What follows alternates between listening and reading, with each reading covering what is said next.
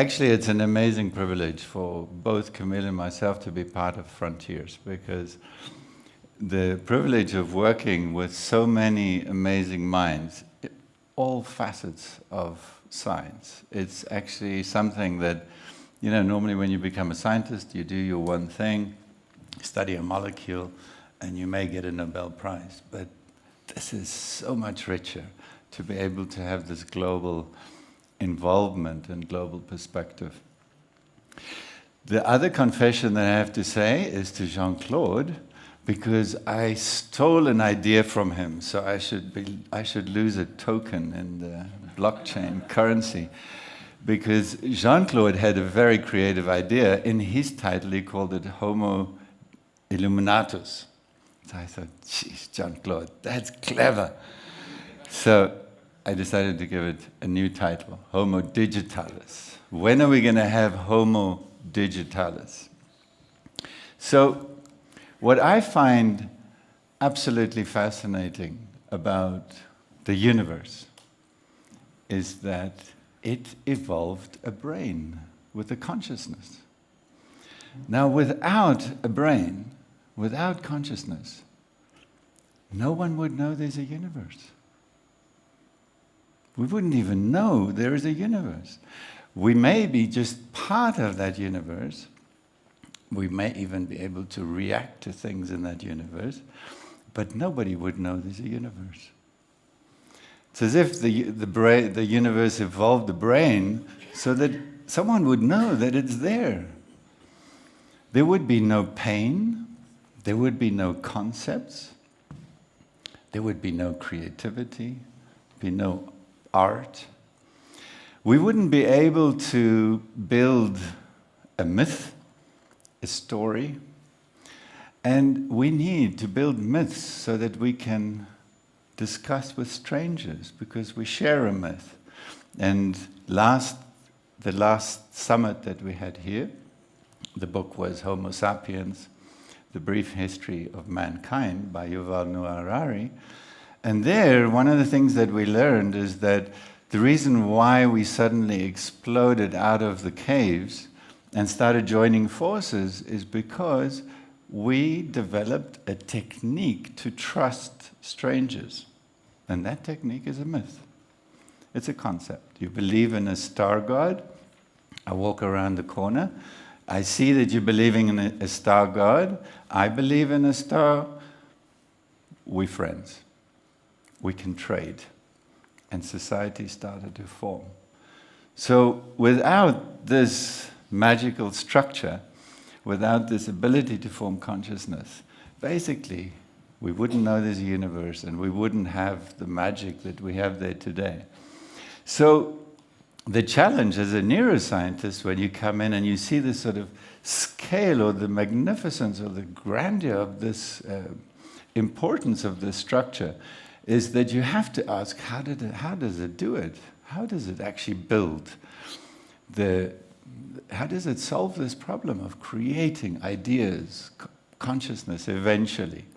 I'm not going to explain how that happens, and not that I know how it happens, but it is a magnificent structure which has evolved to be able to do all of this. But what I wanted to do in my research was to try to find one way that I believe, one route, a path, where you can answer this question.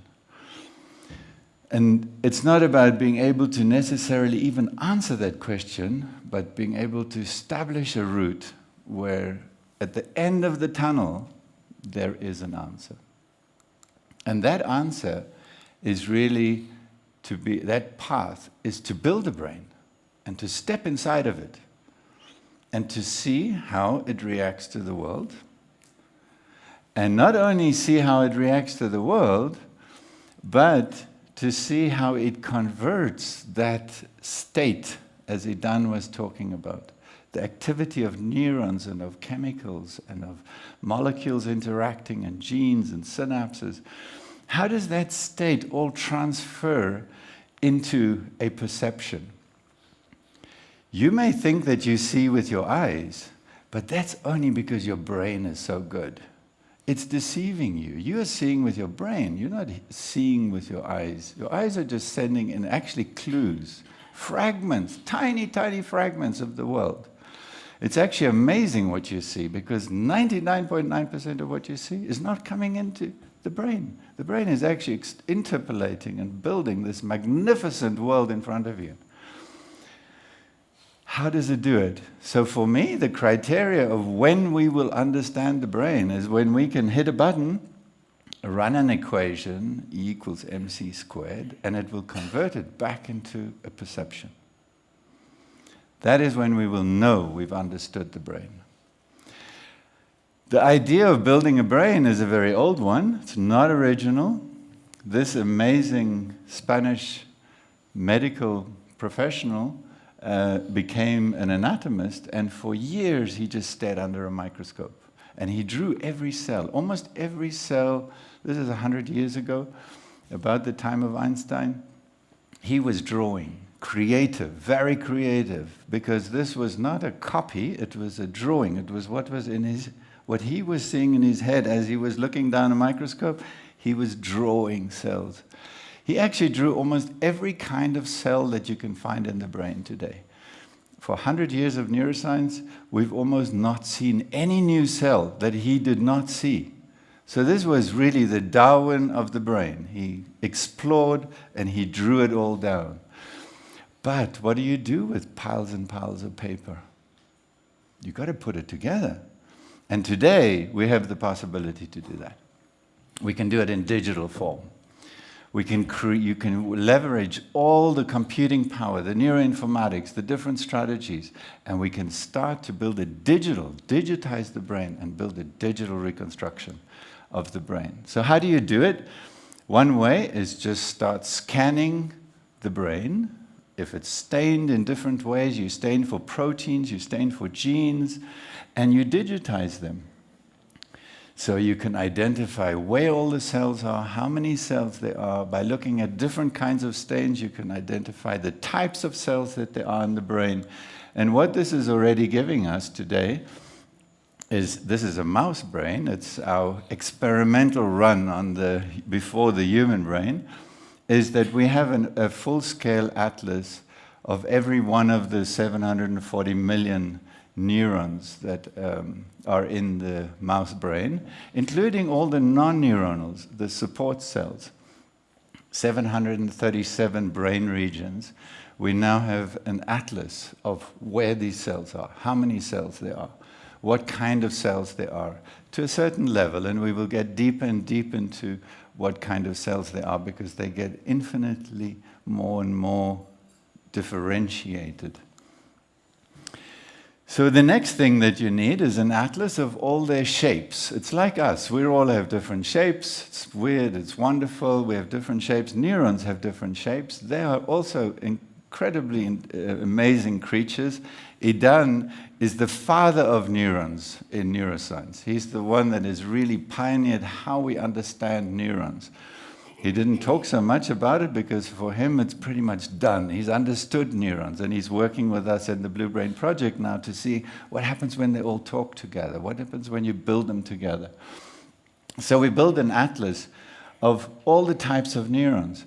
But you very quickly realize that you run into a wall because you can't possibly draw all these neurons. It took my lab about 15, almost 20 years to digitize 1,000 of these neurons, but we have to do it for billions. So you can't do that. So now we can use computational tools and we can synthesize these neurons computationally. We can take snapshots of neurons and synthesize 3D models of them. We're moving to be able to take an iPhone and scan all of Cachal's images and build 3D models. We can take 100 years of research and turn them into 3D models. But you can also now computationally clone them, because once you understand one oak tree, you can build as many as you want.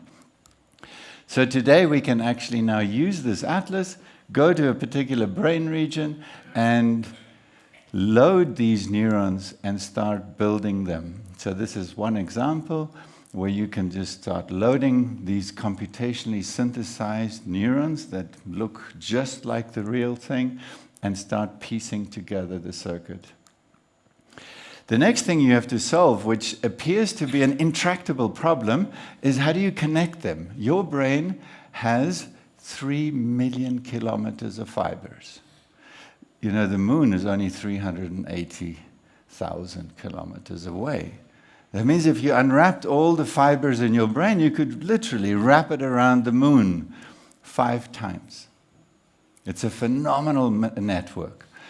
How do you get to being able to identify where they connect and they form synapses? Your brain has about 1,000 trillion synapses. So this seemed like an impossible problem to solve. But what we discovered was that there are 4 rules, I'm not going to go into them, but there are 4 fundamental rules that allows you to run a mathematical algorithm and predict where all these synapses are. So today, for example, this is a small piece of the brain of a rat brain. It's about the size of a pinhead, and it contains 8 million connections, 36 million intrinsic synapses, and the rest of the brain sends fibers into it and talks to it through about 140 million synapses. We know now every single one of them. We also know how they function. It's not enough just the neurons. One of the big differences actually in Einstein's brain is he has more non-neuronal cells, what are called glia cells. These are astrocytes. It's a type of glial cell. And what we can do is, this is a real one, we can actually synthesize them computationally. They do amazing things. They listen and they feed. They get information, the blood, the glucose, and nutrients, they come in from here, they absorb them, and then they support your neurons. If you have glial cells, your neurons can do magic. Then we can now know how to build all of these together, and now we can start constructing basically a blood pumping circuit, a digital circuit. This is your vasculature of a tiny piece. It's about 0.5 millimeter in diameter, and this is a glimpse of what it really looks like inside there. That is not where it ends, because once you go inside a cell, you will discover that you have somewhere between 2 and 5 trillion molecules. Most of it is water. You have about 1 trillion organic molecules. You have about 1 billion proteins. But there's structures inside there. There's a universe. There's a world inside there, scaffolds, pieces. And we have to be able to build all these compartments inside them, so we're also learning to digitize them. We started to map out and build an atlas of these different molecules. Of course, this is a long journey because molecules are very complex. They have come in variant forms. But one has to start the journey of how do you integrate all of the data. There were many reasons why we started Frontiers. One of them was that I realized we will not understand the brain while most of our science is locked up, because we will need to go together on this journey to understand the brain. I cannot in my lab do all the experiments needed to understand the brain. Impossible. Everybody, you've got to harvest and integrate everybody's data if you want to understand the brain. And so that means that the literature and the data has to be open. This is a cycle. This is what I mean. You know, you build it, you test it, you do experiments, you see if it looks like the real brain, if it behaves like the real brain, it is the real brain. If it is not, it's not, and you go back and you rebuild, you integrate more data, you test your hypotheses, and you keep turning this cycle until it becomes more and more real, until it captures what the circuit looks like. And so today we can digitize and build pieces of the brain that start to become electron microscopic accurate. And there are many other solutions. I'm going to fly through this, but you can also capture all these fibers. In the mouse brain, there's about 1,500 kilometers of fibers that you have to account for and capture. And we can integrate all kinds of scanning data to be able to build algorithms that will reconstruct all these 1,500 kilometers of fibers. Where do they go? Which brain regions they connect? They've got 737 brain regions, have to be connected to 737 other brain regions.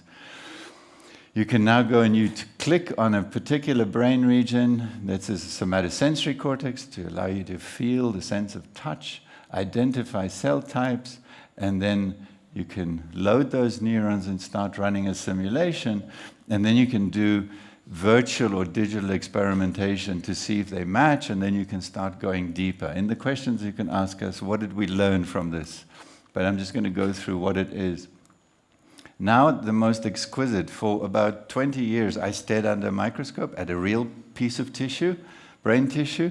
Now we can have a digital piece of tissue that does what the real one does, but actually we can explore it in ways that we could never imagine before. This is another region, just to illustrate it further. We're building the hippocampus, which is your GPS system. The taxi drivers in London have an expanded hippocampus because they have to map out all of London and know all the routes. They get tested for it. So this is the hippocampus. That's their structure. They own this structure. They're the king of that structure. And now we can build a digital copy of that structure, and we can start simulating it and seeing how does it form these spatial maps and how does it create them. Can also start moving towards the whole brain, and this is a whole mouse brain, 74 million neurons, 250 billion synapses that are connecting them. And there are many things that it's a scaffold that allows us now to add more and more data into it. Digital behavior, you build a digital mouse, give it a digital brain, and start testing to see how does it react. Again, moving towards trying to see, step inside the brain and see what happens when there is some behavior happening. You can take an experiment where this little mouse here is getting a reward for moving the arm in the right way, and then you can mimic that. So you build a virtual mouse. The computational tools today are so powerful that there's no reason why one cannot go on a journey like this. This is also done in the Human Brain Project, and part of the Human Brain Project, and Louis is in the back there, is part of this adventure to create this virtual or digital behavior. Deploy them into digital environments and start to get a different kind of understanding of how the brain behaves. Here we're just playing around. We're just showing that a very simple little mouse can drive a car, which is apparently something people are trying to do now. So the question then comes to, when is this going to happen? When are we going to have a Homo digitalis? Well, having given you all the good news, we do have to be realistic. The human brain, 90 billion neurons, about 1,000 trillion synapses. You have about 90 billion glial cells as well. They form end feet. They touch onto the blood vessels, huge number of them. And they're supporting about 450 trillion synapses. About 1 trillion molecules per cell, 1,000 reactions per molecule per cell, 20 diffusion jumps, 10,000 time steps per second if you want the computer to behave like a human brain. That means you need a computer that can perform about 10 to the 30 calculations per second. Now we run out of words for 10 to the 30 because the highest is iota, 10 to the 24. So we do not have to be concerned that artificial intelligence is, and I don't believe artificial intelligence is going to get anywhere close to the human brain until we can solve this.